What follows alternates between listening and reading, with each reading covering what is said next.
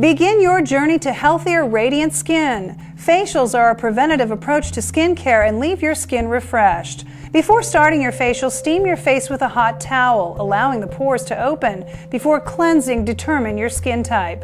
When cleansing, use warm water. Hot water dehydrates and strips vital oils from your skin. It's good to cleanse morning and night. As skin ages and cell renewal slows, dead cells collect. Exfoliation rids the skin's surface of unwanted dead skin cells. Make sure the exfoliator grain size is small and rounded. Look for one containing microdermabrasion crystals. Professional chemicals are more effective because they give you the right amount of cellular turnover while balancing your skin. Extraction simply means removing debris, such as whiteheads and blackheads. When performing home extractions, use 2 cotton swabs together. The traditional method of squeezing is not as effective and could cause the infection to spread. In a spa, specialized extraction tools may be used to aid in removing the debris without causing damage to the skin.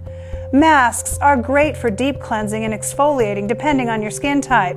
When removing your mask, use cool water to close your skin's pores.